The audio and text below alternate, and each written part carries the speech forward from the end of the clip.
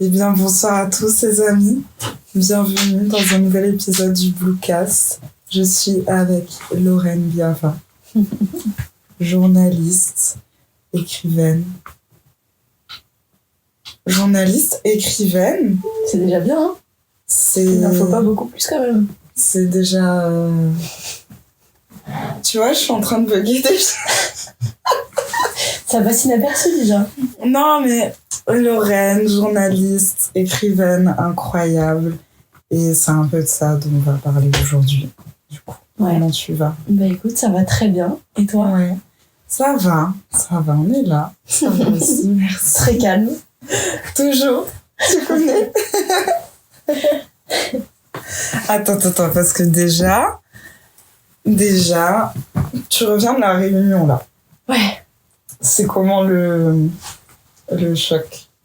Bah écoute, je suis rentrée il y a à peine 2 jours, donc ça se voit, je pense que je suis encore un peu ailleurs. Le corps est ici, mais l'esprit, le cœur est ailleurs.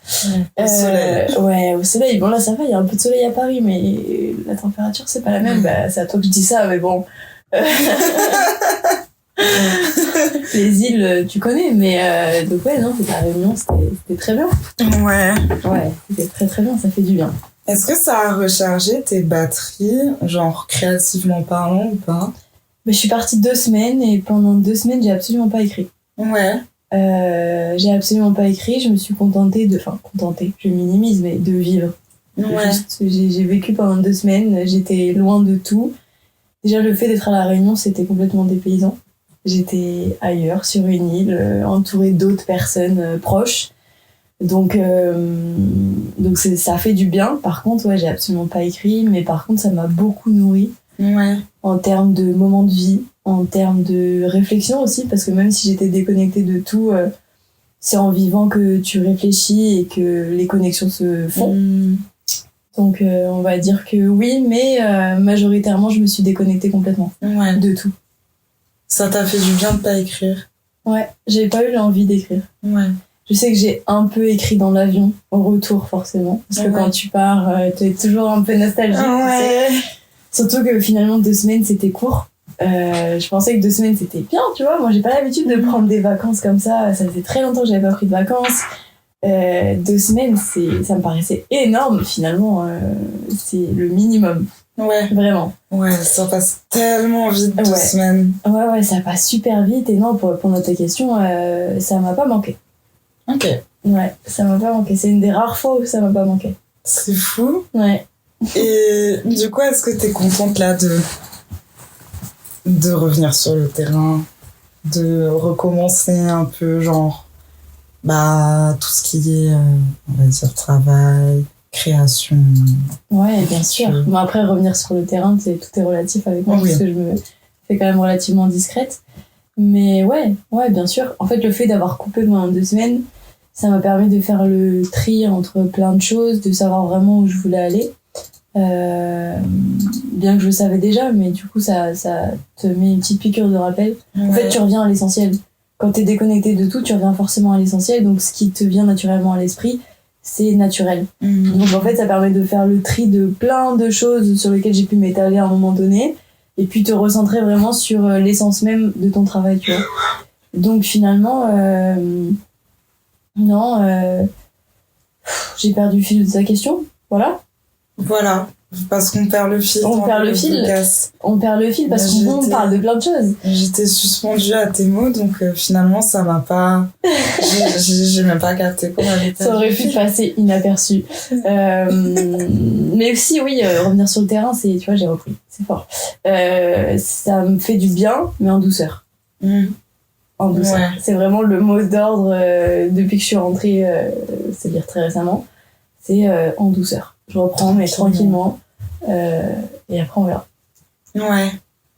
Faut qu'on parle d'un truc important. Je sais pas comment en parler. Ah, attends, j'ai un truc sur mon ongle. Tout le monde s'en fout. Je sais pas du tout de quoi tu vas parler, là. Ah ouais? Mais je sais pas, vas-y, il faut qu'on parle d'un truc, vas-y, dis-moi. Faut qu'on parle d'un gros sujet, mais qui englobe plein de trucs. Et qui en plus est un peu dans l'actualité en ce moment. Ah, Je crois que je sais. Tu crois que tu sais? Je crois que je sais. T'as fait un magazine avec ton amie, rappelle-moi son prénom, Chloé, ouais. Qui s'appelle L'Épistolaire, sur Green Montana. Ouais. D'où l'actualité. D'où l'actualité, déjà parce que c'était l'anniversaire de L'Épistolaire il n'y a pas longtemps. Bientôt. Ah, c'est bientôt! C'est les 1 an le 28 avril. Oh punaise! Ouais. Mais en fait, pour moi, le mois d'avril, c'est l'anniversaire de L'Épistolaire voilà. Parce que c'est là où j'ai rendu toutes les maquettes, que j'ai vu la conception se réaliser et tout ça. Mais officiellement, ouais, on a donné à Green le 28 avril et on l'a commercialisé le 2 mai. Ok. Donc c'est l'anniversaire. Donc on est dans l'anniversaire là des 1 an déjà. C'est... Oh. Ça passe vite. Ça me dépasse. Le temps passe vite. Comment tu te sens, genre, justement, 1 an après la conception de ce magazine? Et c'était quoi l'intention aussi derrière? L'intention derrière, elle était très naturelle et très spontanée parce qu'en fait, je l'ai fait pour moi déjà, dans un premier temps. Mais aussi pour Green et pour sa musique. Green, en fait, on m'a toujours demandé qu'est-ce que je lui trouvais. Parce que très souvent, je parlais de Green, je parlais de sa musique, j'essayais de la faire connaître aux gens qui m'entouraient. Et par rapport à ce que j'écoute habituellement, la question qui revenait le plus, c'est « mais qu'est-ce que tu lui trouves ?» Tu vois ? Parce que moi, j'aime beaucoup les lyrics, j'aime beaucoup les mots, je suis très attachée au sens, aux significations. Green, sa musique, elle est pas du tout basée sur ça. Elle est basée sur la mélodie, la mélancolie. Mais c'est vrai qu'au niveau des paroles, c'est pas quelque chose qui va te marquer, tu vois. C'est pas du tout ce sur quoi sa musique est basée et ça m'a fascinée. Sauf que quand on me posait la question, j'arrivais pas du tout à y répondre. Ça, mais je sais pas en fait. C'est au-delà des mots, c'est très très fort en fait ce qu'il arrive à faire uniquement avec la mélodie, avec sa mélancolie, sa nostalgie, tout. J'ai été fascinée par son art en fait. Ouais, tout l'univers. C'est ça. Et en fait, le fait que j'arrive pas à répondre à la question que les gens me posent tout le temps, ça me trottait dans la tête. Je me disais, mais si même moi j'arrive pas à répondre, faut que j'aille chercher.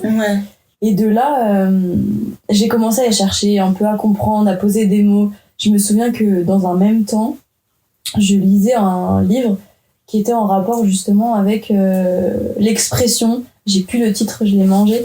Mais j'ai lu ce livre en quelques jours. C'était sur les mots, la parole et la signification et le sens que tu donnais aux mots. Et en fait, ça m'a beaucoup parlé. Et paradoxalement, ça m'a aidé à écrire sur Green. Tu vois, ça m'a nourri à l'intérieur et ça m'a permis de produire quelque chose. Donc, dans un premier temps, il y a eu un article qui est sorti en février 2023, fin février 2023, qui a très très bien marché. Et en fait, il était très attendu parce que justement, les gens qui me suivaient étaient intrigués par la fascination que j'avais pour Green et que j'exprimais pas. On va enfin savoir ce que tu trouves. Donc je pense que ça a beaucoup joué dans tout ça et il a très très bien marché. Je me souviens qu'en 1 semaine, il avait plus de 1000 lectures sur mon site. Pour un article internet, c'est énorme. Et de là, 1 semaine est passée et je me suis dit, il faut que je fasse quelque chose. Et j'ai toujours eu la volonté d'écrire un livre. Là, on n'en est pas encore sur le livre, mais en tout cas, c'est une première amorce sur ce monde un peu des bouquins, des livres et tout ça. Et en fait, je considère comme étant un intermédiaire entre le magazine et un livre. Donc plutôt un ouvrage. C'est comme ça que j'aime bien le définir. Oui, c'est vrai. Parce que pour la petite anecdote, quand j'étais en pleine conception donc pour les maquettes, donc tout ce qui est DA, maquette, c'est Chloé, du coup, mon amie qui l'a fait avec moi. Donc on était toutes les deux dessus. Moi, j'étais beaucoup sur la rédaction, les interviews, du contenu en fait. Et du coup, pour la petite anecdote, quand je l'ai amené à l'imprimeur, j'ai amené les premières maquettes du moins. Il m'a dit, mais vous êtes pas du tout en train de faire un magazine. Et ça m'a intriguée. Je me suis dit, mais ok, donc du coup, qu'est-ce que je fais? Et même sur le choix du papier, j'étais partie sur autre chose. Il m'a dit, là, c'est un ouvrage que vous faites. Et du coup, après, je me suis renseignée sur la définition du mot ouvrage, comment je pouvais l'utiliser, et ça a totalement matché avec ce que je faisais. Donc voilà, donc l'attention en fait qu'il y a eu dans un premier abord, c'est vraiment pour moi déjà matérialiser en fait cet écrit-là qui a quand même une importance assez forte pour moi. Et aussi pour Green en fait, en fin de compte, il y a eu cette intention aussi qui était destinée à Green puisque on lui a offert à l'Olympia, donc son Olympia qui était le 28 avril, Le projet était sous silence, personne ne le savait, à part son staff, parce que du coup j'avais communiqué avec eux. Un truc de fou. Mais de mon entourage à moi, il y avait que mes parents, quelques proches qui étaient au courant de ça. Je suis très discrète et j'aime bien garder sous silence un peu ce que je fais. Et puis tu sais, la peur toujours de te dire je vais pas y arriver, ou à un moment il va avoir un problème dans le projet en fait, tu vois.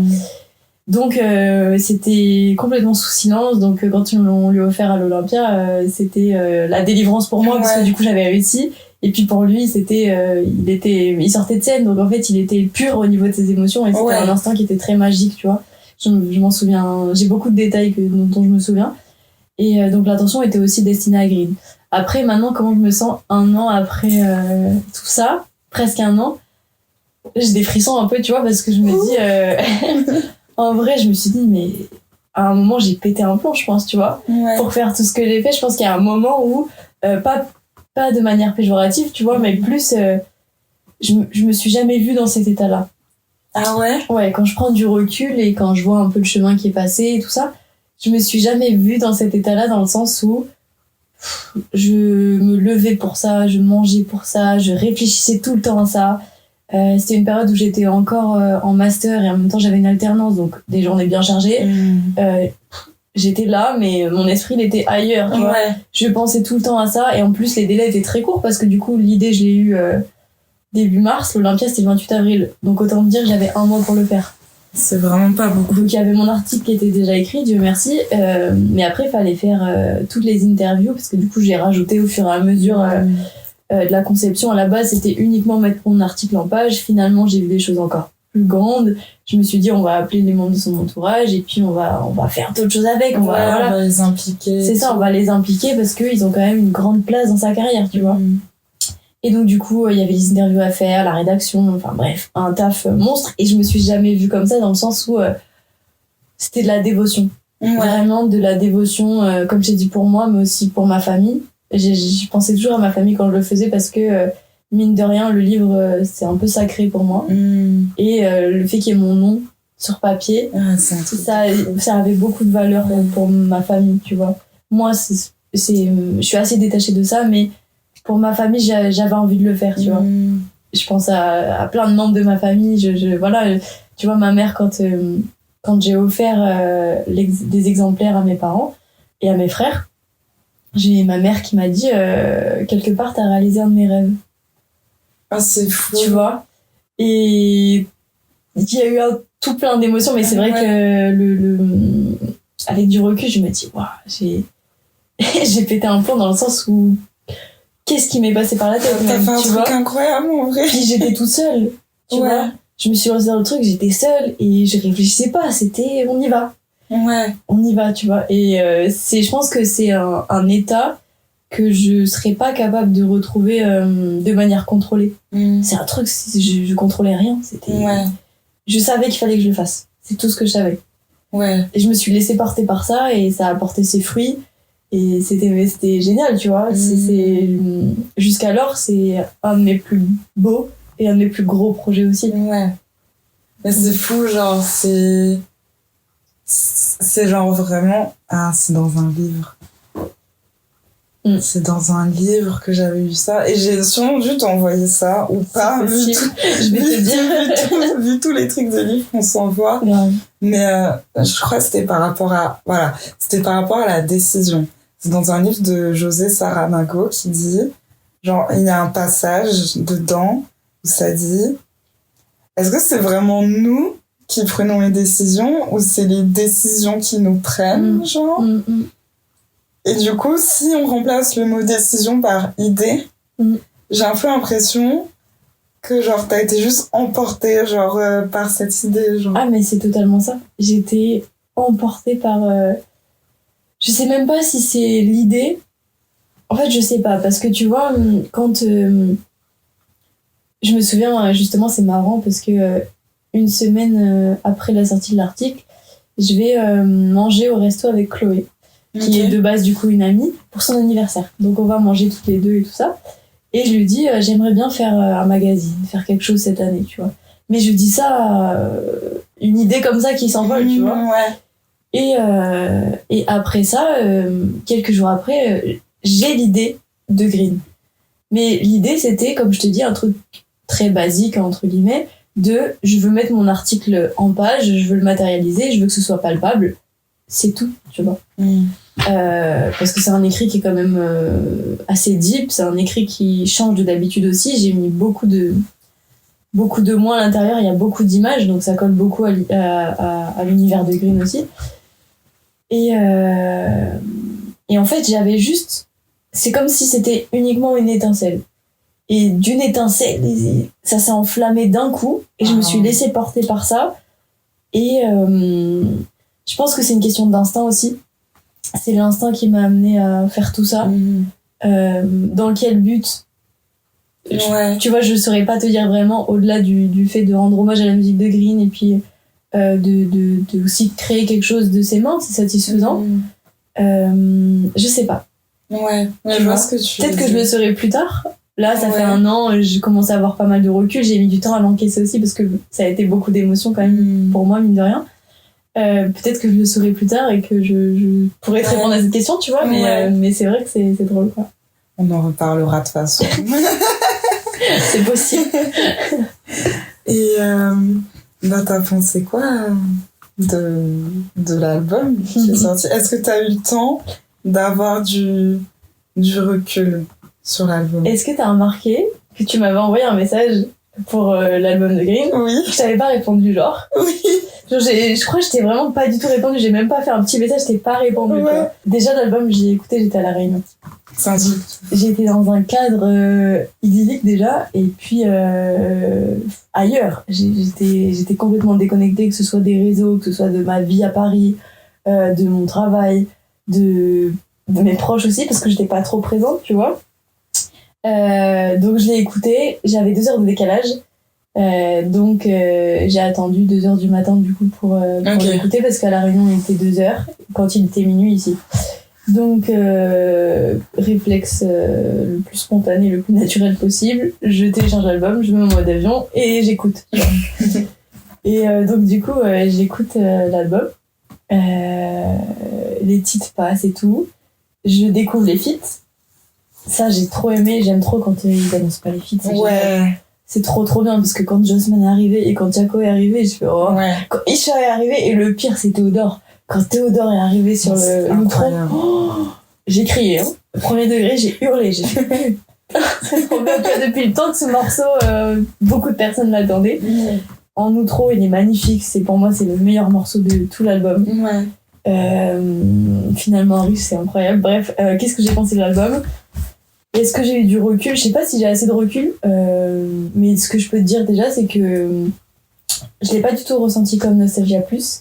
Nostalgia Plus, j'ai un souvenir pareil de moi dans mon lit qui l'écoute, mais je me prends une claque. Enfin, vraiment une grosse claque. Là, je suis trop contente. C'est vraiment de la satisfaction et de me dire, bon, mais Green, c'est où il va, tu vois. Donc, très contente. Et j'ai réussi à trouver un mot pour le décrire à chaud, tu vois, parce qu'en fait Six, son DA, m'avait envoyé un message le lendemain pour me dire alors comment t'as trouvé l'album et tout. Et du coup je dis mais tu as un retour comme ça là tout de suite maintenant? Tu fais oui, je veux maintenant après et tout, je veux tout le temps. Je fais bon ok, j'aime pas trop faire le retour à chaud, mais vas-y, je te fais un retour à chaud. Je lui envoie une note vocale et tout, et en fait le mot que j'ai trouvé c'est expérience. À chaud comme ça, directement après l'écoute, j'ai l'impression d'avoir vécu une expérience. Il y a des morceaux que j'avais pas du tout retenus. Je pense notamment à Riche Nouveau Monde. Quand je l'ai écouté la première fois, j'ai fait bof. Et en fait, là maintenant, je suis en boucle sur celui-là, tu vois. C'est pour ça que je te dis, je sais pas si j'ai assez de recul ou quoi, parce que je trouve que la force de Green aussi, c'est ça. C'est que il t'emmène tellement loin dans sa musique que des fois, il te fait un peu de temps pour capter où il veut t'amener. Et il le sait parce qu'il en est conscient et il le dit lui-même, tu vois. Il y a toujours cette notion de ils vont comprendre, ils vous comprendront, tu vois. Là, ça y est encore. Et c'est très fort parce que pour le coup, je trouve que là, il a accompli. Mais c'est ce que j'attendais de lui aussi. Si j'avais une seule attente sur cet album-là, c'est ça. C'est qu'il soit accompli. Parce qu'après Nostalgia Plus, tu sens qu'il va dans une direction et tu sens que la direction qu'il va prendre, c'est la fin d'un cycle. Et c'est ce que j'ai retrouvé dans Sodade, tu vois. C'est vraiment, il est allé au bout de tout ce qu'il avait commencé à construire. Le chapitre se termine, il peut en rouvrir un autre. C'est ce que j'ai ressenti. Et là, j'écoute que ça.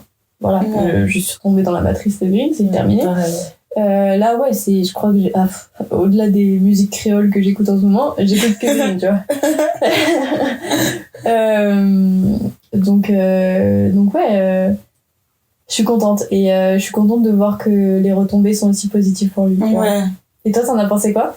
Oh, waouh. Fallait s'en douter. Moi, je peux te faire mon top de l'album là actuellement. Parce que je sais qu'il va... Ouais. Déjà? Bah, Six m'a demandé déjà, donc du coup, c'était compliqué. Je pense que ça a un peu évolué déjà, mais dans le premier, t'as finalement Riche, ça bouge pas. Ok. Sodade en 2. Ok. Riche Nouveau Monde en 3. Ouais. Bissap en 4. Et le 5e...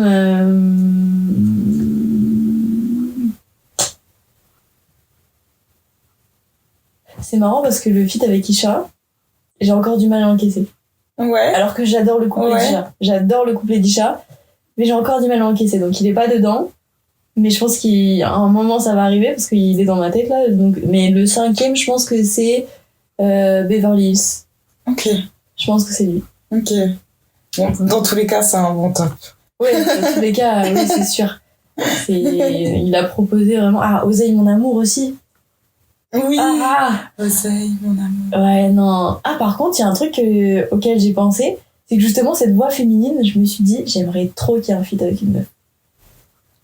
J'aimerais trop qu'il y ait... Ça serait intéressant. Et du coup, je me suis créé une attente pendant l'écoute, qui évidemment n'a pas eu lieu, tu vois. Mais je me suis créé cette attente-là et me dire, ah, Green avec une meuf, franchement, moi, j'aimerais bien voir, tu vois. J'aimerais bien entendre. Ouais. Voilà. Bon, du coup, t'en as pensé quoi? Parce que du coup, j'ai donné mon... Alors moi, attends, déjà il faut que je me rappelle. Alors moi, du coup, l'album, je l'ai eu avant. Bah oui, moi, mais toi, tu l'as eu avant. Parce qu'en Guadeloupe, on a 6 heures de décalage. Enfin, bref. Du coup, je l'ai écouté à 18. Je l'ai écouté à 18h pendant qu'il était minuit ici. Ça devait être trop bizarre, non? Tu l'as vraiment écouté à 18h, genre? Bah, genre... En tout cas, je l'ai écouté, genre... Ouais, je crois que ouais. Parce que... Ou sinon, genre, tu sais, dans les minutes qui suivent. Ouais, ok, ouais, je vois. Parce que, genre... Après ça, genre, je l'ai écouté, genre... Peut-être 4 fois, 5 fois. Enfin, genre, j'ai vraiment... En fait, genre, c'était marrant parce que j'étais dans un bad mood à ce moment-là. J'étais dans mon lit comme ça, là. Je devais travailler sur des trucs et tout. Et en fait, genre, je me suis dit, écoute Lisa, l'album, il vient de sortir. Tu vas te lever. Tu vas aller dans ton bureau. Tu vas prendre ton ordinateur. Tu vas mettre la grosse enceinte. Tu vas écouter l'album. Et ça va te faire du bien. Et vraiment, en fait, bah littéralement, ça a eu l'effet recherché. Donc, c'est-à-dire que la première fois que j'ai vraiment écouté l'album, c'était un moment où, genre, j'étais un peu paralysée par plein de trucs. Et genre, c'est comme si ça m'avait débloqué. Et genre, je sais pas, juste, tu sais, enfin, le mood et tout, j'écoutais. Genre, j'avais l'impression d'être dans les nuages en même temps que j'écrivais, genre, mes trucs et tout. Enfin, je sais pas, mais genre, en tout cas, ça m'a grave remotivée à travailler à ce moment-là. Donc ça, c'était incroyable. Puis après, je l'ai réécouté, mais genre, dans mon lit. Et en fait, moi, c'est vraiment ce truc très cloud, je pense, qui me fascine chez Green. Et c'est marrant parce que tout à l'heure, tu disais, il y a des sons qui te marquent pas forcément au début, puis après, ils te marquent. Bah, dis-toi que ça me fait ça, déjà, genre, avec des anciens projets de Green. Ouais. Genre là, en ce moment, je me prends des claques de projets, enfin, genre, par exemple, Nouveau Monde. J'adore ce morceau. Je me suis prise à la claque il y a pas longtemps, tu vois. J'adore ce morceau. Moi, la claque, je me la suis prise j'ai un souvenir très précis parce que j'ai l'image qui va avec, en octobre 2021. Ouais. Et c'est jamais parti. Ce son, il est fabuleux, genre. Ah, c'est une dinguerie. Ouais. C'est une dinguerie. Ouais. Et du coup, je me dis que là, pour cet album, ça va certainement me faire la même chose. Genre, je vais avoir besoin, tu sais, de temps vraiment pour que des sons me frappent plus que d'autres, genre. Mais j'en parle dans l'article, justement, de la digestion, tu vois. Ouais. Je parle du rapport au monde vis-à-vis de la musique de Green, Ouais. tu vois. Mais c'est aussi valable pour nous parce que c'est ça qui est fort avec Green, c'est que sa musique, elle est intemporelle. Ouais. Et c'est quand même la base de la bonne musique pour moi aussi, tu vois.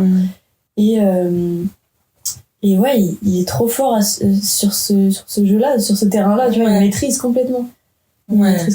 Ah non, c'est trop, trop fort. Et je pense un de mes sons préférés, je pense que c'est La Haine. Ah, La Haine aussi. Genre... Ah oui, il est incroyable ce son. Tu vois, mais en fait, mon top 5, il est... Ouais, non, il est pas bon, en fait.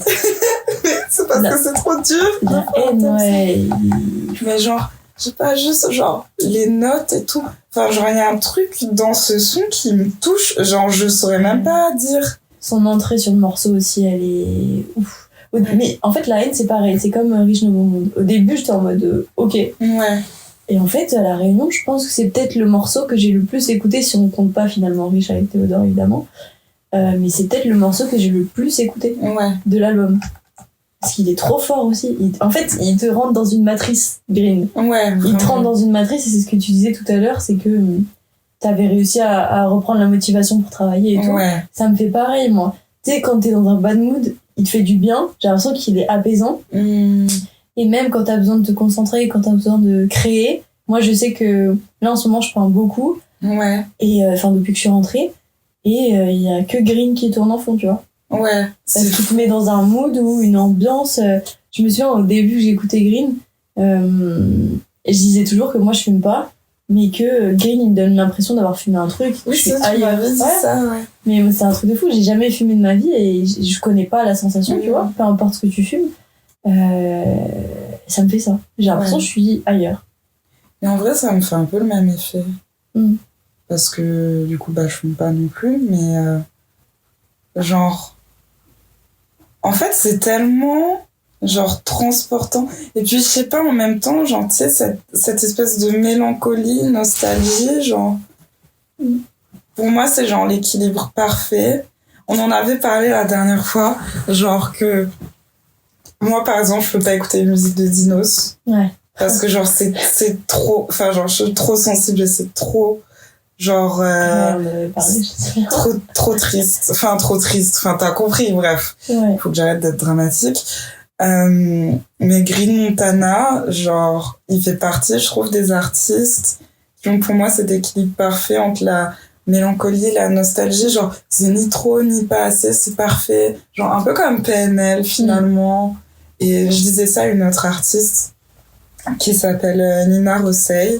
Et je trouve qu'elle a un peu cette vibe-là aussi. Mais genre, je sais pas, j'ai l'impression que c'est le dosage parfait, tu vois. Ouais, je suis d'accord avec toi. C'est un truc de ouf. Il est fort, hein. Ouais, il est très fort. Il est très, très fort. Très, très fort. Faut que je boive, mais faut que je vais arriver. Ah ouais, hein, c'est dur, là, Lisa. Tu sais que j'oublie la moitié des trucs quand je pars dans un...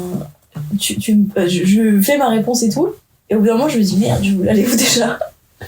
Mais tu sais que ça me fait aussi... Genre, j'en parlais avec un ami, mais genre, c'est encore plus... Enfin, faut que tu me dises ce que toi t'en penses, parce que ça rejoint un peu ce que tu dis. Mais genre, tu sais, genre, t'enregistres un podcast ou une interview ou quoi, et puis genre, soit sur le moment, direct, t'as un blackout sur la question que t'as posée ou sur la réponse que t'as donnée, et en sortant de l'interview, t'as un blackout, genre sur... toute l'interview. Ouais, complètement. Ça te fait ça? Ouais, ça me fait, ouais, ça me fait ça aussi. Pareil. Je pense que t'es dans un mood où t'es tellement concentré et en même temps... Je sais pas, c'est particulier l'exercice de l'interview quand même, tu vois. Donc je pense que... Je sais pas si c'est un truc universel ou pas, Ouais. Mais en tout cas, moi, ça m'inquiète pas plus que ça, quoi. Je sais qu'à la fin, je me souviendrai plus de ce que j'ai dit, quoi. Ouais. C'est sûr. C'est sûr. Et pour autant, je sais que ça va être pertinent par rapport à ce que je ressens et tout, mais je m'en souviendrai plus, tu vois. Bon, on est en avril, mais j'ai quand même envie de revenir sur l'article que tu as fait, ce bel article que tu as fait pour ton top d'album 2023. Tu l'avais lu? Oui, en exclusivité, je crois. Ah oui, c'est vrai, je te l'avais envoyé. Oh putain, tu vois, quand je t'ai dit que j'ai une mémoire, si j'écris pas, j'oublie tout. C'est un enfer au quotidien. C'est vrai, je te l'avais envoyé. J'envoie rarement mes articles. J'envoie uniquement mes articles à ma mère. C'est elle qui valide. Wow. Ouais. Je sais. En fait, cet article-là, j'ai envoyé à ma mère et je me suis rendu compte que c'était trop pointu par rapport à son expérience, elle, de la musique. En fait, j'ai fait un article, du coup, pour recontextualiser un peu, j'ai fait un article de bilan 2023 avec les 3 albums que j'ai le plus écoutés en 2023, ou du moins ceux qui m'ont le plus marqué. Donc, dedans, il y avait l'album de Hamza, Lil TJ et Lil Durk. Donc, c'était un peu américain-français. Et ma mère, elle suit le rap parce que j'aime ça et que, voilà, depuis petite, elle sait quoi. Mais elle est pas... Enfin, c'était trop pointu, tu vois. Ouais. Et en fait, quand elle m'a fait son retour et tout, je me suis dit, ok, bon, il faut que je demande un autre avis pour savoir si au niveau de l'écriture c'est bien. C'était la première fois que je faisais un article comme ça en plus, donc c'était une première pour moi. Et c'est vrai que je te l'avais envoyé et t'étais la seule personne à qui j'avais envoyé. Et après, mon copain l'avait lu, du coup, et vous avez été les 2 validations, tu vois, pour cet article-là. Et c'est vrai que tu l'avais lu et j'avais oublié. Voilà. Mais genre, je me souviens que ça a été un peu un chemin pour toi, genre, cet article, pour réussir justement à lier, genre, bah, tu sais, ces 3 univers, genre, Hamza, Lil Durk et Lil TJ, genre. Bah, 3 albums en plus qui racontent 3 choses complètement différentes. Ouais, c'est ça. 3 artistes complètement différents, même si les influences restent quand même les mêmes, je pense. Mais en fait, c'est vrai que quand, avec du recul, en tout cas pendant l'année, quand je les ai écoutés, parce que Hamza c'est sorti en février 2023, Lil Durk en mars, je crois, ou avril. J'étais en Belgique quand il est sorti, donc je crois que c'était en mars. Ouais. Ou en mai, par là. Et Lil TJ est sorti en juillet, si ma mémoire est bonne. Et en fait, à la fin de l'année, quand j'ai commencé un peu à réfléchir à ce que j'allais faire pour moi clôturer mon année musicale, tu vois, je me suis dit, en fait, il faut que je trouve le point commun qu'il y a entre les 3. Si, il y en a un. Et effectivement, je l'ai trouvé, enfin moi, selon ma perception des choses, c'était le changement. L'opportunité du changement, que ce soit pour Hamza, avec sa carrière qui en ce moment est quand même très bien pour lui. Énorme, ouais. Sincèrement, c'était un très bel album et il a beaucoup parlé de cet aspect-là. Lil Durk, c'est la même chose, tu vois, dans le sens où Lil Durk, c'est un personnage qui est très meurtri pour plein de raisons. Et cet album-là était un peu l'album de la guérison, même si il y est pas encore. Ouais. Il est sur le chemin, mais tu vois, encore, ouais, c'est ça. Encore le changement, quoi, parce que du coup, il évolue et tout ça. Et Lil TJ, bah, il parle de quand il s'est fait tirer dessus en 2022. Donc en fait, il entame une nouvelle vie puisque tu ne vis pas de la même manière quand tu te fais cibler, bien sûr, de cette façon, physique, émotionnel, tout ce que tu veux. Donc en fait, le point commun que j'ai trouvé entre les 3, c'est l'opportunité du changement. Et ça collait très bien avec ma vie et c'est pour ça aussi que moi je l'ai interprété comme ça, puisque 2023 ça a été une très grosse année pour moi, une très belle année, mais j'ai eu beaucoup de changements aussi. Ouais. Ça a été la fin de mes études, donc la fin de mon master, la fin d'un contrat d'alternance qui a duré 2 ans, un avenir un peu inconnu parce que je savais pas où j'allais atterrir, ce que j'allais faire. Donc en fait c'est le mélange de tout ça, comme d'habitude, de ma vie et de la musique, qui a donné cet article là.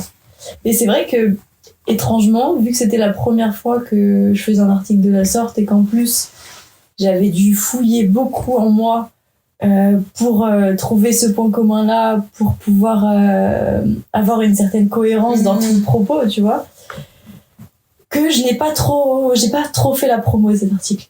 Je l'ai balancé, ouais, tu vois, c'est vrai. Donc c'est pour ça que quand tu m'as dit que tu l'avais lu, mais je te l'avais envoyé, mais c'est vrai, mais j'étais un peu en mode putain, c'est vrai que j'ai publié cet article, tu vois. C'est un article que j'ai publié parce que je voulais absolument le sortir.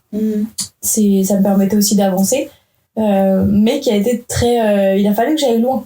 Ouais. Même si dans l'écrit on le ressent pas, je sais où je suis allée pour aller chercher tout ça. Donc je l'ai pas fait trop la promotion. Je l'ai fait une fois quand il est sorti. J'ai publié les scans et tout, je l'ai publié. Et je l'ai dû le refaire une deuxième fois, peut-être un mois ou deux après, parce que j'ai un ami très proche qui m'a envoyé un message pour me dire j'ai lu ton article. Il m'avait fait un big message qui m'avait beaucoup touché et tout, et je me suis dit bon allez, relance-le un peu, tu vois. Ouais. Mais sinon j'en ai pas tant parlé que ça, cet article-là. Non, l'article était vraiment beau. Bah il y a tout un cheminement, ouais. Ouais, tout un fil conducteur. Je me rappelle, mon papa était en train de jouer au tennis. Moi, j'étais dans la voiture comme ça en train de lire ton article. Et je faisais oh, ok. Puis après, j'ai ramené Kundera dans la sauce comme d'habitude. Oui, c'est là que je me souviens très bien du passage de Kundera que tu m'avais envoyé. Et qui était très pertinent et qui collait totalement à tout ça, quoi. Mais ouais, cet article, c'est vrai que j'ai mis du temps à l'écrire aussi, hein, parce que il y avait ce truc où je le repoussais un peu. Parce que tu sais, quand il faut aller chercher en soi, t'as toujours ton ouais, t'inquiète, on verra plus tard. Ouais. Et puis ça, il y a aussi la pression autour de... Déjà, début décembre, les gens, ils commencent à faire des bilans de... Ouais, c'est ça. Du coup, t'es en mode... Ok, alors moi, il faut que je fasse un bilan musical aussi et tout. Et je sais pas, je trouve que ça rajoute une... Ça m'a pas tant préoccupé que ça, parce que je suis assez détachée de tout ça. Je pense le bilan, je l'ai pas vu comme étant une obligation. Mais c'est vrai que moi, j'aime bien clôturer les années, comme tout le monde, je pense, tu vois, histoire de dire, bon, mais voilà, on entame autre chose, même si j'apporte pas vraiment d'importance au nouvel an. C'est pas un truc qui me... Voilà. C'est une banalité, tu vois. Pour moi, c'est pas un truc auquel j'accorde de l'importance. Mais... Moi, je préfère mon anniversaire, c'est le 29 décembre. C'est vrai. C'est vrai. 29, très bon chiffre. Mais du coup, j'avais pas cette préoccupation-là, mais plus la préoccupation de... Je l'ai un peu annoncé, et ça, j'aime pas du tout faire ça, ça me met dans des sauces à chaque fois. Mais toute seule, tu vois. C'est même pas les gens qui sont en train d'envoyer des messages et tout, non, ça va, mais c'est juste moi, je me mets dans la sauce et je me dis, je l'ai dit, donc faut que je le fasse, parce que je fonctionne comme ça, tu vois. Et ça me rajoute une pression que je n'ai pas besoin, en vrai, hein, parce que, voilà. Mais c'est plus ça où... et en fait, vu qu'il y avait 3 albums, chaque semaine, j'ai annoncé l'album. Donc j'ai fait le top 3, top 2, top 1, et après, il devait avoir l'article. Donc j'avais un mois pour l'écrire, sachant que j'avais rien écrit encore. Et donc les fêtes de fin d'année sont passées. Moi, j'étais beaucoup avec ma famille, donc c'est vrai que j'ai pas tant écrit que ça. Et je me suis dit, bon, si tu le postes pas fin décembre, c'est pas grave. Tu peux le poster début janvier, c'est pas non plus... Et du coup, je l'ai posté mi-janvier, je crois. Mais c'est vraiment un article que je repoussais, tu vois. C'est comme là, bon, de toute façon, je vais le dire parce qu'il va sortir à un moment donné. J'écris sur Ben PLG. Enfin, j'ai pas encore écrit vraiment l'article. Mais je le repousse. Pas parce que j'ai pas envie d'écrire, pas parce que personne me force à écrire, tu vois. C'est moi qui ai entamé la démarche parce que l'album qu'il a sorti en janvier, Dire je t'aime, me parle beaucoup et m'a beaucoup parlé sur le moment, même encore aujourd'hui. Mais je le repousse parce que je sais qu'il faut que j'aille chercher des trucs que j'ai du mal à aller chercher d'habitude. Donc, et puis, on est toujours sur des articles avec beaucoup d'émotions, beaucoup de sentiments. Donc, j'ai toujours une voix dans ma tête qui me dit c'est ridicule. Parce qu'on n'a pas l'habitude de voir ce genre d'article-là, tu vois. Pourquoi c'est ridicule ? Parce que c'est une manière de se dévoiler qui est énorme, mine de rien, même si les gens s'en rendent pas compte. Et du coup, je me dis... Des fois, j'écris, je me dis, mais c'est ridicule, pourquoi tu fais ça, tu vois ? Et je me le dis de plus en plus, donc j'essaye d'un peu de comprendre pourquoi. Mais tu vois, cet article-là, par exemple, je le repousse un peu. T'as besoin introspection. C'est ça, et introspection et sur des sujets qui sont pas forcément simples, tu vois. j'ai trouvé ça très courageux de sa part de faire un album. Alors, il repose pas. Je sais pas si tu l'as écouté, mais. Je l'ai malheureusement pas écouté. Ben, peut-être que tu l'écouteras du coup, mais l'intégralité de ses propos ne repose pas sur le fait de dire je t'aime. Il dit pas ça comme ça, mais j'ai trouvé ça très courageux de sa part d'aller sur ce terrain-là. Ouais. Et de le faire très bien, tu vois. Parce que c'est un je t'aime qui est universel et destiné à tout le monde. Tu vois, que ce soit tes parents, ta famille proche, tes amis, ton conjoint, ta conjointe, peu importe. C'est le fait d'aimer en fait au sens large. Et même aimer ce que tu fais dans la vie. Mais c'est vraiment l'action de dire je t'aime. Et c'est un truc sur lequel je réfléchis beaucoup. Enfin, j'ai réfléchi beaucoup. Et c'est pour ça que ça met du temps à venir, tu vois. Donc je repousse, mais je sais qu'à un moment, quand je vais y aller, je vais y aller. Ouais, quand tu vas y aller, quand ça va se débloquer. En même temps, c'est normal parce que l'amour, c'est quand même un sujet, genre, super profond aussi. Que ce soit sur tous les terrains, comme tu as dit, conjointe, famille, amis, ce qu'on fait dans la vie et tout. Donc je pense que ça viendra au milieu. Puis c'est la base aussi, mine de rien, de la vie aussi, tu vois. C'est la vie sans amour, c'est un peu fade. C'est carrément fade. C'est un peu fade. Est-ce que c'est possible même? Je pense pas. Je sais pas, hein. Je sais pas, mais en tout cas, j'ai trouvé ça très courageux. Et moi, je me souviens que quand je l'ai écouté, c'était le vendredi matin, du coup, je l'avais pas écouté la nuit. Il m'a fait pleurer, ouais. Il y a des morceaux qui m'ont fait pleurer. Tu vois, il y avait vraiment les larmes aux yeux et ça faisait un petit moment que ça m'était pas arrivé. Et après, j'ai eu la chance de le voir en première partie de Bakary, là, quand Bakary est venu faire la boule noire en février, je crois. Et il a fait des morceaux de cet album-là. Et en live, c'est quelque chose aussi. Hein. Ouais, c'est vrai que je l'ai vu en live au Franco de Montréal. C'est vrai que j'avais pris des photos, je crois que je t'en avais envoyé. Ouais, tu m'en avais parlé en tout cas, ouais. Et je trouve il a une aura genre toute bienveillante, saine, avec genre une bonne énergie. Enfin, moi, c'est ce que je me rappelle tu vois, de sa performance. Ouais, et il y a une interprétation de ses morceaux qui est très puissante. Ouais. Genre... Ouais, j'allais dire, il me fait un peu penser à une rockstar parce que la manière dont il interprète ses morceaux, il les vit. Tu vois, ça vient des tripes vraiment. Et même, tu l'entends dans sa voix. Et je trouve ça très fort, moi. Donc oui, on verra ce que ça va donner. J'ai hâte de voir. Moi aussi, figure-toi. Je vais revenir un peu en arrière. Ouais. Est-ce que t'as peur du changement? Non, j'adore le changement. J'adore le changement, mais des fois, je me fais prendre à mon propre jeu parce que je m'adapte très vite. Et des fois, je me rends pas compte que le changement m'impacte. Ouais. C'est très paradoxal. Mais le changement, c'est pas quelque chose qui m'effraie parce que, de toute manière, tout est en constante évolution. Donc, t'as du changement partout, qu'il soit plus ou moins grand. Mais vu que j'ai tendance à m'adapter très vite dans tous les domaines, dans tous les milieux, peu importe, je sais que parfois je peux ne pas me rendre compte que ça m'a impacté.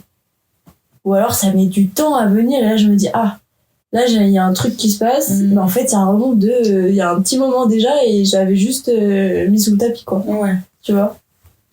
Ouais, c'est plus l'impact du changement qui... Ouais, le changement en lui-même m'effraie pas du tout. Ouais. Par contre, l'impact, quand il y a, bien sûr, parce qu'il n'y en a pas toujours, est plus compliqué, à encaisser, je trouve.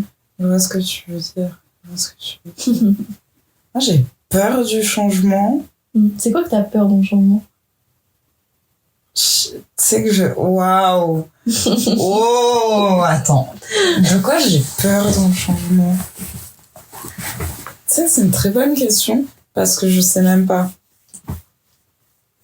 Parce que j'aurais tendance à dire j'ai peur de perdre, mais du coup peur de perdre quoi?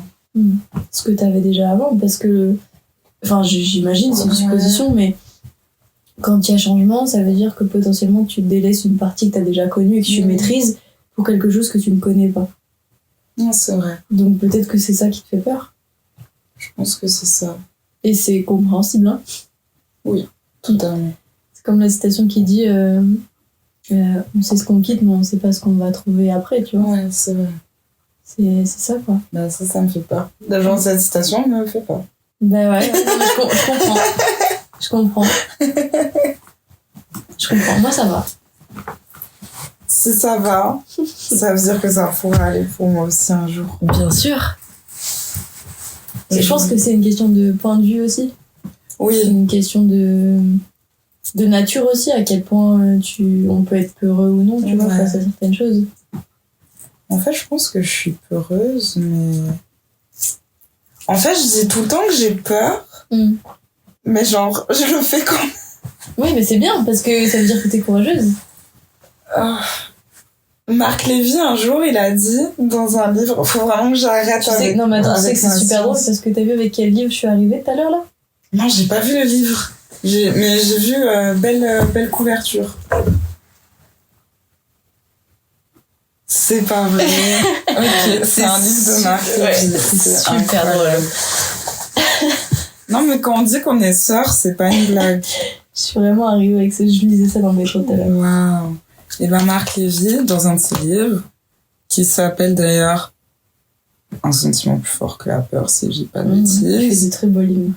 Et ben, une des citations que j'ai le plus retenues, c'est « Le courage n'est juste qu'un sentiment plus fort que la peur ». Voilà. Bah oui, il a raison. Il a raison. Des références littéraires dans le Lucas. On adore. On adore. Je crois qu'on va le faire de plus en plus, les gars. Bah c'est génial. C'est génial. Mais, et aussi, du coup, je voulais quand même parler de ce rapport à l'écrit. Genre, au fait que, en fait, quand t'écris un article, t'as vraiment, genre, j'adore tes cahiers. J'en ai pas amené, la merde, j'aurais dire la merde. C'est pas grave, t'inquiète. Mais oui. Mais genre, tous ces mots, ces flèches, les petits dessins et tout, genre les petites pistes de réflexion et tout, genre, t'accordes une importance de fou au papier, du coup, tu vois. Genre, d'où ça vient cette importance?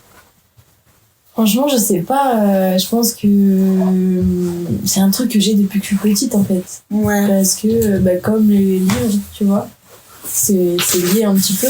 Mais c'est un truc que j'ai depuis petite parce que je voulais toujours je me souviens à la rentrée des classes avec ma mère quand on faisait les cours, tu sais, les courses de rentrée, là. Ouais. Ma mère, elle me disait toujours, tu choisis un beau cahier et un beau stylo que tu gardes toute l'année, tu vois. Et après, le reste, c'était des cahiers, tu vois, classiques. Ouais.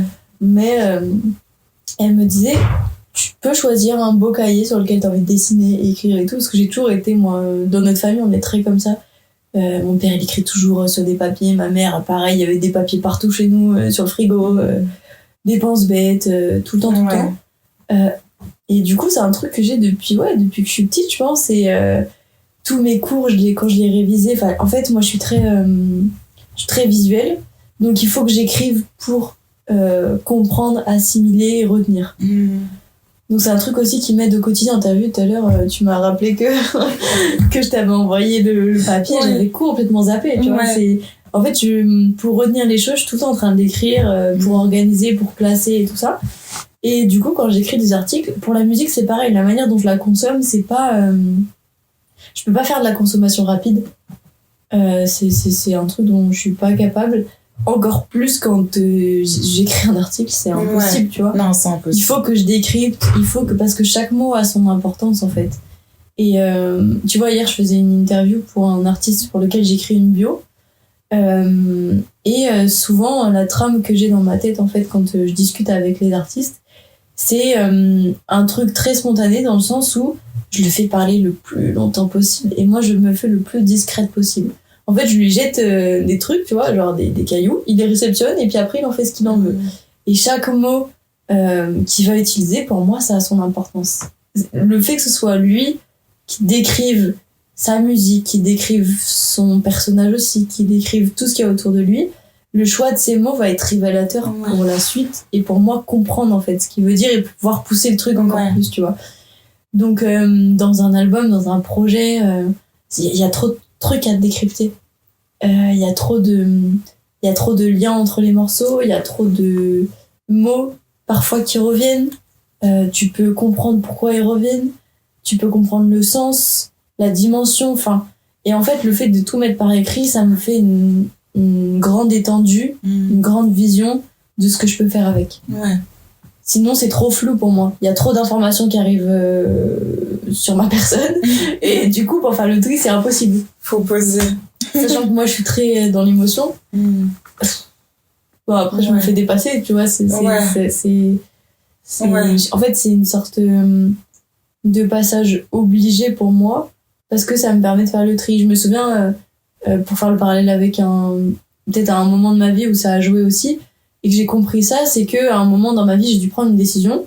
Avant de prendre cette décision, il fallait que je comprenne le problème. Et en fait, le problème, au-delà de le dire, quand je l'ai écrit, je me suis dit, là, il est réel. Donc, je suis obligée de faire quelque chose avec maintenant. Tu vois, donc le fait d'écrire à chaque fois, pour chaque article comme ça, d'écrire, de faire des gribouillis, des brouillons, de feutres, crayon papier, tout ce que tu veux, fluo, ça me permet de cibler et de comprendre, tu vois. Donc c'est un peu je les poste maintenant sur Insta depuis plus d'1 an, ça va faire 1 an et demi. Au début c'était impensable pour moi, c'est trop personnel. Déjà, dis-toi, quand j'étais plus jeune, j'avais honte, c'est un grand mot, mais ça me dérangeait que le monde extérieur voit que je suis en train d'écrire dans un bar sur un cahier, par exemple, tu vois. Ah ouais? Ouais. J'osais pas m'asseoir à une table seule, c'est pas le souci. Par contre, écrire, ça me gênait. J'avais beaucoup de pudeur et j'avais l'impression que déjà on voyait trop de moi, tu vois. Maintenant, plus du tout, et j'adore faire ça au contraire, tu vois. Je suis vraiment dans ma bulle et tout. Je pense que c'est les endroits où je préfère écrire. Mais c'était impensable de faire ça. Alors imagine les publier sur Instagram. Aux yeux de tout le monde, c'était impensable, et au final ça plaît aux gens, c'est brut, et ça me fait plaisir, quoi. Tu vois, je me dis bon, un truc que je pensais anodin, finalement ça peut toucher les gens, et c'est cool, quoi. Bah ouais, puis je trouve que c'est super inspirant aussi, genre typiquement pour quelqu'un comme moi qui a encore peur de poster des trucs que j'écris, alors que tu commences à le faire. Grâce à qui? C'est pas grâce à toi. Oui, mais non, c'est toi qui l'as posté, tu vois. Oui, mais genre, inspiration. Et d'ailleurs, c'est trop marrant parce que j'ai un ami qui m'a envoyé un message, il m'a dit « J'aime trop quand tu postes des trucs comme ça et tout, ça me fait grave penser, tu devrais checker... le travail de Lorraine Biana, je te jure. Mais c'est super drôle. Et il m'a dit genre c'est trop bien ce qu'elle fait et tout, tu vas voir et tout. Et genre mais je le connais ou pas? Je sais pas, Deux Maisons. Bah oui. Deux Maisons TV. Bah oui, je les connais, oui. Ah bah voilà. Ah putain, trop drôle. Ils sont trop sympas. Et genre du coup trop drôle quand il m'a dit ça, je lui ai dit déjà merci beaucoup pour la ref. Et après je lui ai dit t'inquiète, c'est exactement d'elle que je m'inspirais. Elle et moi, on se sait, là, on est assez proches et tout. Ouais. Et du coup, je pense que ça l'a même pas étonné au final, tu vois. Mais c'était trop drôle, genre, qu'ils viennent pour me dire ça. Ouais, c'est archi drôle. Bah, moi, ça me touche beaucoup, et c'est vrai que c'est quelque chose qui arrive un peu, tu vois, et je me dis, waouh. Je me souviens les premières réactions aussi avant de les poster. Ah, quoi que j'avais déjà peut-être posté. Il y a une connaissance à moi, quand je vivais à Orléans, j'étais dans une équipe, il y avait que des gars et tout, dans le son, tout ça, et un mec à un moment vient me voir et il me dit mais ce que tu publies sur Insta, c'est vrai? Ah ouais? Je le regarde, je dis attends, comment ça c'est vrai? Il me dit bah tes cahiers et tout, c'est des vrais cahiers? Je le regarde, je fais bah oui. Tu sais, je me suis dit waouh, c'est fou quand même qu'on pose cette question, parce que, mais tu sais, pas en mode jugement, en mode vraiment puis curiosité, et puis bienveillance à mort, et les yeux, tu vois, en mode vraiment ça m'intéresse. C'est trop et du coup c'était archi mignon comme question, tu vois, et du coup je dis bah oui si tu veux, j'en ai un dans mon sac, je te montre, tu vois. Et il a tenu le cahier, mais comme si c'était un truc hyper rare, genre il osait pas toucher les feuilles et tout. Ça m'a touchée, tu vois, je m'en souviens de fou. Et je me suis dit, waouh, tu vois, j'avais pas les mots en fait. Je me suis dit, mais putain, c'est ouf la considération. Et ça m'avait marqué, tu vois. Ouais, mais je comprends en vrai. Parce que les cahiers, c'est trop bien. Ouais, c'est surtout qu'on en voit de moins en moins, même si ça a tendance à revenir. Quand même, là, tu vois, moi, j'aime trop, le peu de fois où je prends le métro, j'aime trop regarder les gens. J'aime trop les gens qui lisent et j'aime trop les gens qui dessinent. La dernière fois, il y avait un mec dans le métro, il avait un petit carnet, feuille blanche et tout, moi, c'est le genre de cahier que j'ai tout dans mon sac, tu vois, qui était en train de dessiner chaque personne qu'il voyait dans le métro. Waouh, c'est au incroyable. feu et tout, mais il te dessinait ça en 2 minutes. Wow. Et en fait, je pense que dans sa tête, il faisait un screenshot de ce qu'il voyait, tu vois. Waouh. Et moi, j'aime trop les gens comme ça. C'est archi fascinant. Ouais, j'aime trop. Généralement, c'est des personnes qui sont dans leur monde et tout, et moi, j'adore ce genre de personnes, tu vois. Ouais. Et ouais, je trouve que le manuscrit, ça revient quand même un peu plus en vogue parce que tu vois, truc con, mais dans les activités quotidiennes, ça aide vachement pour faire pour planifier ton temps, pour planifier les choses que tu as à faire, tu vois. J'ai l'impression que ça a quand même tendance à revenir. Ouais, je vois ce que tu veux. C'est une utilité différente, mais quand même. Tu vois. J'adore le manuscrit. Moi aussi, j'aime trop ça. J'arrive pas à écrire sur mon téléphone. Bien sûr, j'ai plein de notes sur mon téléphone, mais c'est pas du tout pareil. Ouais. Tu vois, là, quand je te dis j'ai écrit dans l'avion, j'ai écrit sur mon téléphone parce que je suis chiante sur le cahier, les stylos et tout. Mais c'est des mots que j'ai écrits, tu vois. C'est juste des mots ou une suite de mots pour me souvenir de l'idée et de ma réflexion à ce moment-là. Mais j'arrive pas à écrire... j'arrive pas à développer mes idées sur téléphone. Ouais. Mais je comprends grave ce que tu veux dire parce que, genre, moi, j'ai à la fois beaucoup de cahiers et j'ai aussi, genre, énormément de notes dans mon téléphone. Genre, c'est un niveau scandaleux. Mais, genre, je vois très bien la différence entre quand j'écris sur mon cahier et quand j'écris sur mon téléphone. Parce que quand j'écris sur mon téléphone, je peux, même si moi j'aime bien écrire au critérium, donc je peux quand même gommer et tout, mais genre, quand j'écris sur mon téléphone, je suis en mode, ah, vas-y, mais genre, tu peux effacer le mot tellement vite ou quoi, alors que quand t'es sur cahier, t'es vraiment genre face à, genre, je sais pas, je trouve que tu prends plus le temps et tout. Ouais, et moi, je crois que c'est ça que... Puis mine de rien, tu vois, même si t'écris à l'arrache, disons, t'as toujours ce truc de vouloir que ça rentre bien esthétiquement, tu vois. Oui. Même si moi je sais que j'ai plusieurs étapes quand j'écris et quand j'analyse des projets, c'est que j'écris d'abord au crayon de papier, après j'écris au bic, après j'écris au feutre. Et en fait ça hiérarchise les différentes étapes d'avancement, tu vois. Mais t'as toujours ce truc où tu veux que ce soit beau quand même, tu vois, parce que je sais pas, le papier c'est sacré quand même. Bah de ouf. Tu vois. Donc moi, combien de cahiers j'ai commencé à écrire, je trouvais mon écriture trop moche et j'ai arraché la page, genre. Moi aussi. L'enfer. Et je viens de dire, le papier c'est sacré. Oui. J'ai arraché la page. Non mais un enfer. Mais ouais, c'est fou. Maintenant, je suis vachement détachée de ça et j'adore les ratures, tu vois, par exemple. Oui, moi aussi. Je gomme plus, à part quand c'est une faute d'orthographe et que je me rends compte que j'ai fait une faute, mais sinon, je gomme plus. J'adore les ratures. Ouais. En fait, ça fait partie du truc, quoi. Ouais. Genre, mon expo, j'avais écrite, enfin, pas celle-ci, mais celle que j'avais faite à Montréal. Ouais. Je l'avais écrite en manuscrit. Ouais. Et il y avait des moments où je faisais des fautes. Et genre, je me rappelle que il y a un moment où je me suis grave trompée et j'ai juste barré et après j'ai mis désolé, c'est les risques du manuscrit, un truc comme ça. Mais oui, complètement. Et j'ai juste laissé, genre, je voulais pas juste recommencer la page, je voulais que ce soit genre authentique. Ouais, je sais pas pourquoi j'ai tapé comme ça fort. Ça m'a réveillé d'un coup là. Mais ouais, non, complètement. Mais c'est l'authenticité du truc, du manuscrit, et c'est fort. Moi, j'aime beaucoup, J'aime beaucoup, moi, mes cahiers, il y a des pages qui ressemblent à rien. Ouais. Il y a des pages, certainement rien. Mais c'est le jeu aussi, tu vois. Ça fait partie du truc. Souvent, tu vois, à ton expo là, je discutais avec Cyril. Ouais. Et on discutait de ce que je faisais, tout ça. Et c'est vrai qu'il me disait que c'était illisible. Et en fait, ouais, c'est ce que j'écris, parfois, c'est illisible. Personne ne comprend.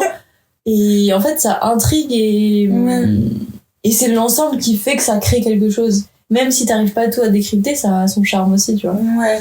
Puis je pense aussi que ça pousse à plus donner d'attention, genre à plus se concentrer et tout. Ouais, possible. Genre moi, je sais que quand tu postes tes trucs sur Insta, je suis avec mon téléphone comme ça. T'essaies de zoomer, ouais. Genre vraiment, je suis en mode... Mais du coup, c'est bien parce que, tu vois, genre, tu passes du temps dessus, en fait. Genre, c'est totalement différent que un article balancé comme ça, quoi. Ouais. Mais mine de rien, je me suis rendu compte après coup, mais du coup, ça me sert à faire la promo de mes articles. Et c'est cool parce que j'aime pas trop parler, tu vois. J'aime bien être efficace. Et le fait de juste poster les scans et balancer l'article s'il est dispo en même temps ou non, c'est cool, tu vois. On comprend, en fait, ça me sert aussi comme outil de promotion, finalement. Et ça a du sens. Donc, de ouf. Donc c'est tout ce qui compte. Waouh, je crois que c'était genre le mot parfait pour la fin, en fait. C'était vraiment le mot parfait pour la fin. Magnifique. Il faut que je te pose la question rituelle. Je te l'avais posée la dernière fois, la question rituelle, ou pas? Je sais pas. Quand tu vas me la dire, je vais te dire. Oui, parce qu'en fait... oui, parce que t'as pas dit ça quand même. Ouais, j'ai pas dit. On a déjà fait un podcast ensemble en novembre. En novembre. Sauf que j'ai eu des petits problèmes techniques. Voilà, ça arrive. Les risques du métier. Au meilleur d'entre nous. Un disque dur qui... Enfin bref. Ouais, mais regarde, c'est pas du tout la même discussion qu'on a eu en novembre. C'est pas du tout la même discussion. Et je suis plus satisfaite de cette discussion. Ouais, je crois aussi. J'ai beaucoup aimé celle de novembre parce on était deep, on a parlé de plein de trucs. Ouais. Vous saurez jamais ce Ouais, ça va rester entre nous du coup. Mais on était allé deep, tu vois. Ouais. Mais là, j'aime bien. Je trouve qu'elle est... Ouais. Elle a l'image de ce qu'on est aujourd'hui aussi, tu vois. donc non, c'est plutôt sympa. Ouais, j'aime beaucoup. Mais du coup, la question rituelle, je sais pas. Qu'est-ce que je peux te souhaiter pour la suite? Si tu m'avais posé, évidemment. Et qu'est-ce que les copains qui nous regardent, qui nous écoutent, peuvent te souhaiter pour la suite? Je vais être très simple, je pense, et très... Ouais, très simple. Parce que c'est ce qui compte en ce moment pour moi. C'est être encore plus apaisée. Oh, wow. Et que mes proches autour de moi le soient aussi. Ok. Ouais. C'est tout ce que je te souhaite. Merci. Et c'est tout ce que les gens là te souhaitent. Merci Lorraine. Merci Lisa. C'est trop bien.